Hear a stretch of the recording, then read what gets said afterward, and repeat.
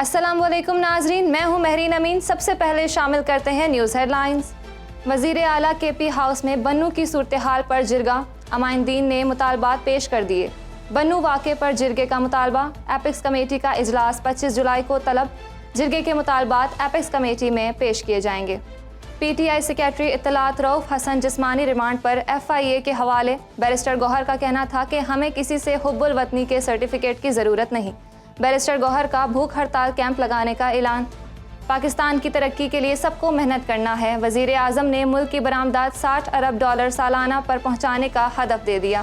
وزیر اعظم کی ایکسپورٹرز کے مسائل 2 ہفتے میں حل کر کے رپورٹ پیش کرنے کی ہدایت۔ آئی ایم ایف کی ایک اور شرط پوری، تاجر دوست اسکیم کا دائرہ 42 شہروں تک وسیع۔ ایف بی آر نے تاجر دوست اسکیم متعارف کروا دی۔ رجسٹرڈ تاجروں کو ماہانہ 100 سے 1000 روپے تک ایڈوانس ٹیکس دینا ہوگا۔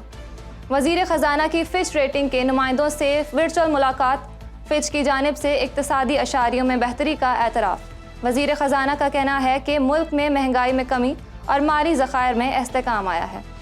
شہر قائد میں مطلع ابر آلود، سمندری ہوائیں بحال، کراچی، تھٹا اور بدین سمیت مختلف علاقوں میں بارش کا امکان۔ لاہور سمیت پنجاب کے مختلف اضلاع میں بارشوں کا سلسلہ جاری۔ اسرائیلی وزیر اعظم نیتن یاہو کا امریکہ کا دورہ، اسرائیلی وزیر اعظم کی ڈونلڈ ٹرمپ سے ذاتی طور پر ملاقات کی درخواست۔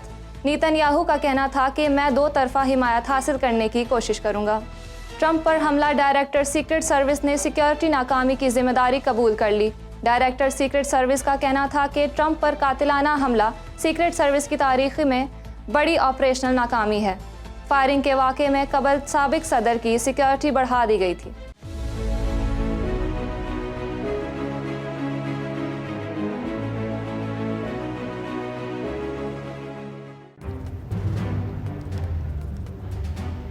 Islamic Finance TV, the only TV channel of the fastest growing Islamic economy in the world and the prime mover of Islamic finance news.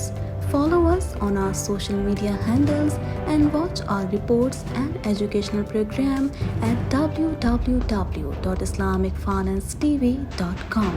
For advertisement, please contact us at islamicfinancetv@gmail.com.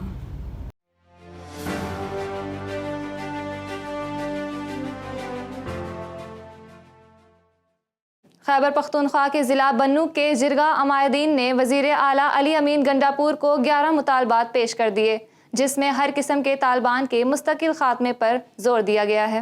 اس حوالے سے مزید جان وزیر اعلیٰ خیبر پختونخوا علی امین گنڈاپور نے 25 جولائی کو apex committee کا اجلاس طلب کر لیا ہے۔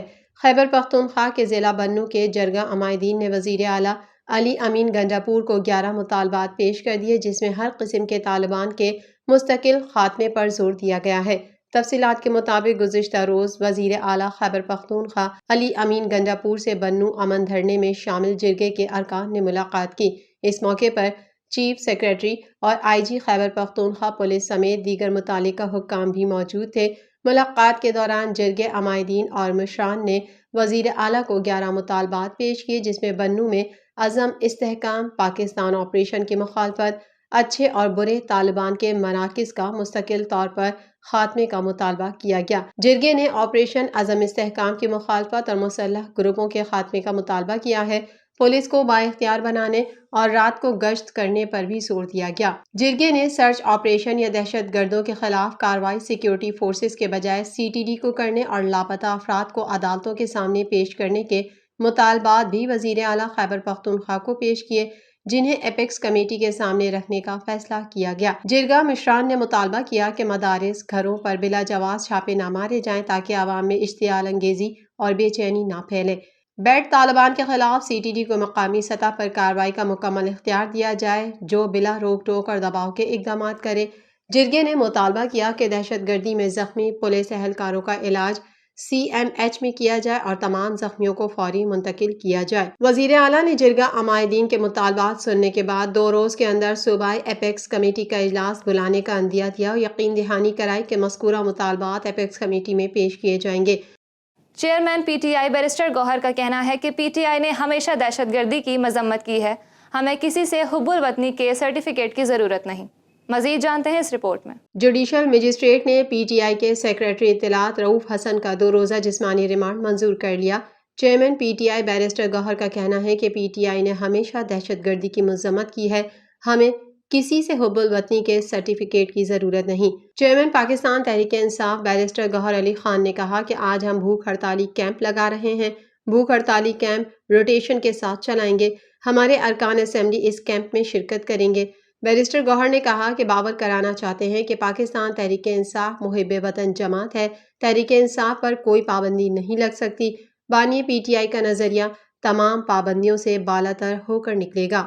چیئرمین پی ٹی آئی کا کہنا تھا کہ فورن فنڈنگ سمیت تمام کیسز ختم ہو چکے ہیں، تحریک انصاف آئین کی حکمرانی کے لیے کھڑی ہے، سپریم کورٹ کے فیصلے کو سبوتاژ کرنے کے لیے کارروائیاں کی جا رہی ہیں، چیف جسٹس سے گزارش ہے کہ عدالتی فیصلے پر عمل درآمد کرائیں۔ بیرسٹر گوہر نے کہا کہ بنو واقعے کی شدید مذمت کرتے ہیں۔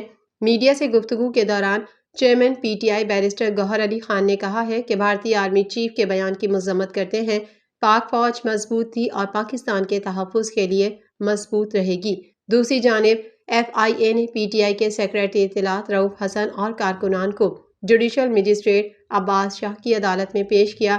ایف آئی اے پروسیکیوٹر نے رؤف حسن کا 10 روز کا جسمانی ریمانڈ دینے کی درخواست کرتے ہوئے کہا کہ سوشل میڈیا اکاؤنٹس کی ڈیوائسز برآمد کرنی ہیں، ڈیوائسز ملیں گی تو مزید تفتیش ہوگی۔ وزیر اعظم شہباز شریف نے ملکی برآمدات کو $60 ارب سالانہ پر پہنچانے کا ہدف دیتے ہوئے ہدایت کی کہ وزارت تجارت و متعلقہ ادارے آئندہ 3 برس میں برآمدات کے $60 ارب کے ہدف کے لیے عملی اقدامات کریں۔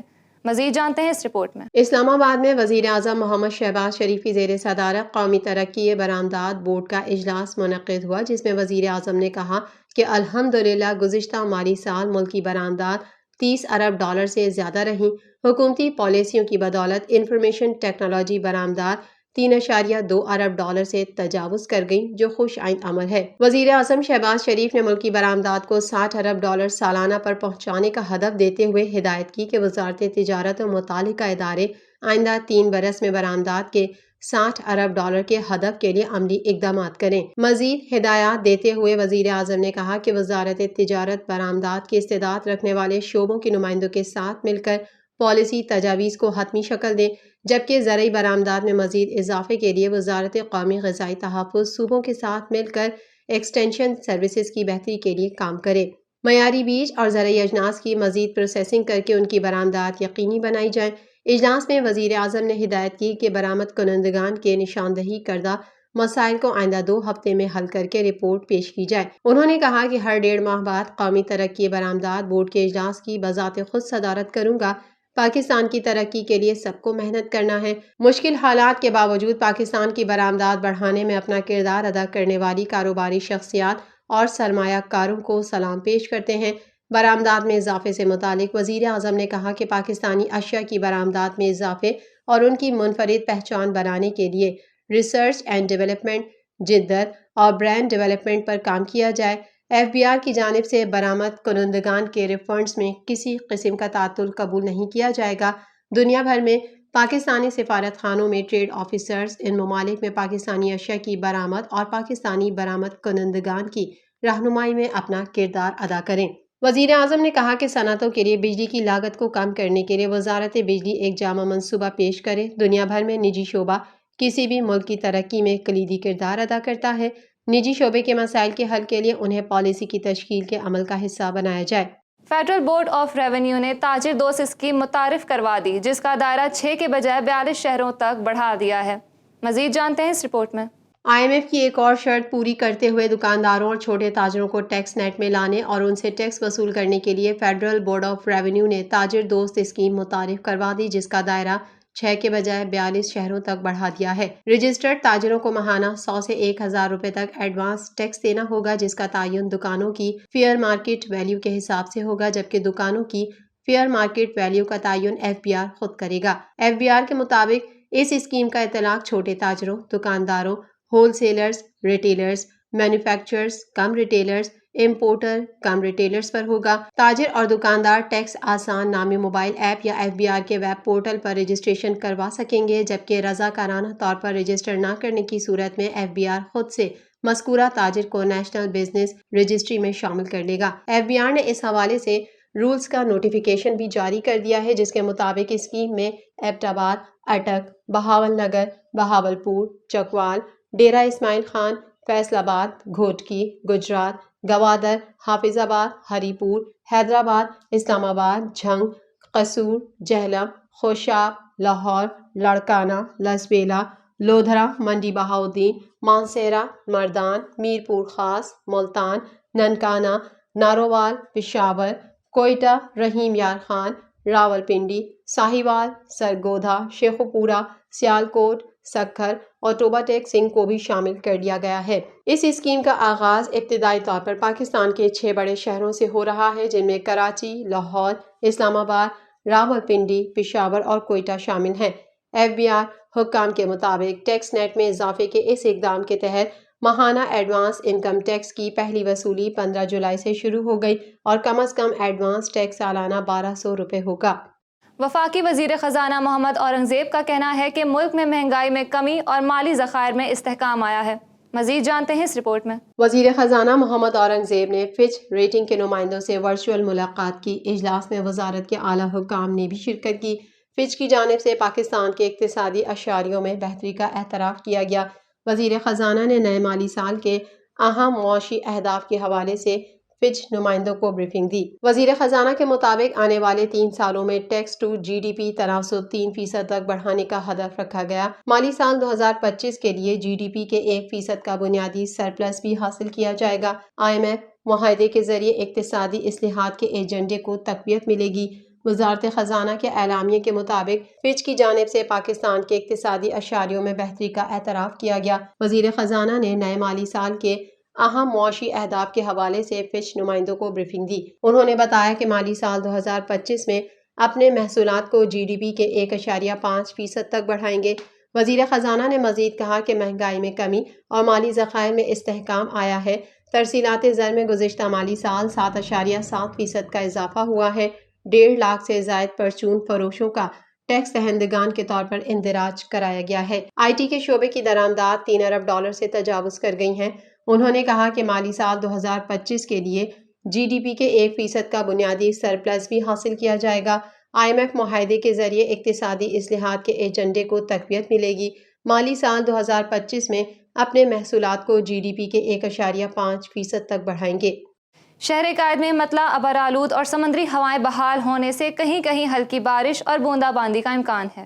اس حوالے سے مزید جانتے ہیں۔ شہر قائد میں مطلع ابرآلود اور سمندری ہوائیں بحال ہونے سے کہیں کہیں ہلکی بارش اور بوندا باندی کا امکان ہے۔ محکمہ موسمیات کے مطابق کراچی، ٹھٹہ، بدین اور سجاول سمیت سندھ کے مختلف علاقوں میں آج شام یا رات میں پھر بارش کا امکان ہے۔ کراچی کا کم سے کم درجہ حرارت 29.7 جبکہ زیادہ سے زیادہ درجہ حرارت 35 ڈگری سینٹی گریڈ تک جا سکتا ہے اور ہوا میں نمی کا تناسب 82% ریکارڈ کیا گیا ہے۔ محکمہ موسمیات نے اسلام آباد، پنجاب، خیبر پختونخوا، گلگت بلتستان، کشمیر اور بلوچستان کے بعض علاقوں میں بھی بارش کی پیش گوئی کی ہے۔ دوسری جانب لاہور سمیت پنجاب کے مختلف اضلاع میں بارشوں کا سلسلہ جاری ہے۔ PDMA نے الرٹ بھی جاری کر دیا ہے۔ ترجمان نے کہا کہ 25 جولائی تک پنجاب بھر میں مونسون بارشوں کا اسپیل جاری رہے گا۔